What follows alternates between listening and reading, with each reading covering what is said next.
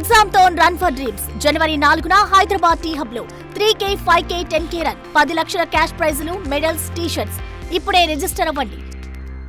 ఆంధ్రప్రదేశ్లో కనీస రాజకీయ అవగాహన ఉన్న వాళ్లకు వల్లభనేని వంశీ పేరు తెలియకుండా ఉండదు.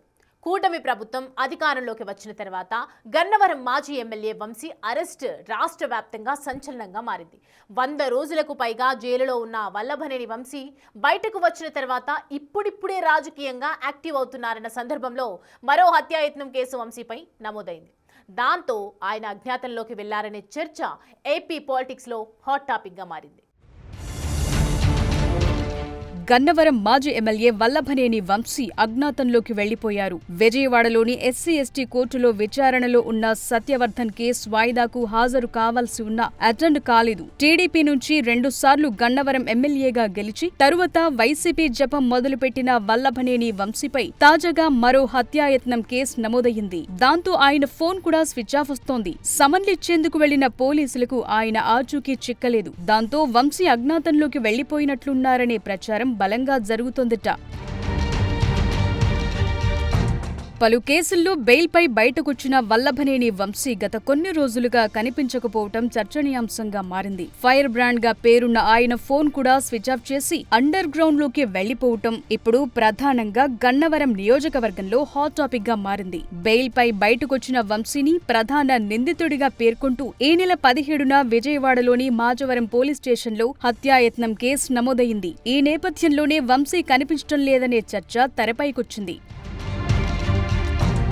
మాచవరం పోలీసులు తనను అరెస్టు చేస్తారన్న అనుమానంతో ఆయన అండర్ గ్రౌండ్ లోకి వెళ్లి ఉంటారనే చర్చ గన్నవరం నియోజకవర్గంలో నడుస్తోంది. ఈ కేసులో వల్లభనేని వంశీతో పాటు మరికొంతమందిని నిందితులుగా చేర్చారు. 2024 జూన్ 7న సునీల్ పై దాడి చేయమని వల్లభనేని వంశీ తన అనుచరులను రెచ్చగొట్టారని, దీంతో వారు కర్రలు, మారణాయుధాలతో అతన్ని తీవ్రంగా గాయపరిచారన్న ఫిర్యాదుతో మాచవరం పోలీస్ స్టేషన్లో కేసు నమోదయ్యింది. ఈ కేసుకు సంబంధించి సమన్లిచ్చేందుకు పోలీసులు మాజీ ఎమ్మెల్యే వంశీ ఇంటికి వెళ్లారని, అయితే ఆయన మాత్రం వారికి అందుబాటులోకి రాలేదని అంటున్నారు పోలీసులు. మరోవైపు ఇప్పటికే ఈ కేసులో ముందస్తు బెయిల్ కోసం ఆయన హైకోర్టును ఆశ్రయించిన ఉపశమనం లభించలేదనేది వంశీ వర్గీయులు చెప్తున్నారు. కోర్టు నుంచి ఉపశమనం రాకపోవడంతో వంశీ అజ్ఞాతంలోకి వెళ్లిపోయి ఉంటారని ప్రచారం జరుగుతోంది. కూటమి ప్రభుత్వం అధికారంలోకి వచ్చిన తరువాత వల్లభనేని వంశీపై నమోదైన కేసుల్ని పోలీసులు రీఓపెన్ చేశారు. సత్యవర్ధన్ కేసులో వల్లభనేని వంశీని ఫిబ్రవరి 13న హైదరాబాద్లో అరెస్టు చేశారు పోలీసులు. ఈ సమయంలోనే వంశీపై సుమారు 11 కేసులు నమోదు కాగా ఇటీవల అన్నింటిలోనూ కోర్టులో బెయిల్ మంజూరయింది. కోర్టులో ఉపశమనం దొరకటంతో విజయవాడ సబ్ జైల్లో రిమాండ్ ఖైదీగా ఉన్న ఆయన సుమారు 137 రోజుల తర్వాత బయటకొచ్చారు. జైల్లో ఉన్నప్పుడే ఆయన ఆరోగ్యం దెబ్బతిందన్న ప్రచారం మొదలైంది. ప్రత్యర్థులపై ఇష్టానుసారం ఒంటికాలిపై లేచే వంశీ జైలు నుంచి బయటకొచ్చేటప్పటికీ ఆయన అవతారం పూర్తిగా మారిపోయింది. అప్పుడే ఆయన అనారోగ్యం సంకేతాలు వెలువడ్డాయి.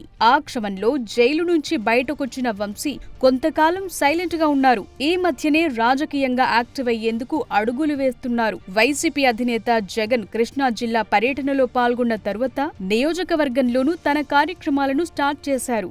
రాజకీయంగా యాక్టివ్ అయ్యే సమయంలో వంశీపై మరో కేసు నమోదయ్యింది.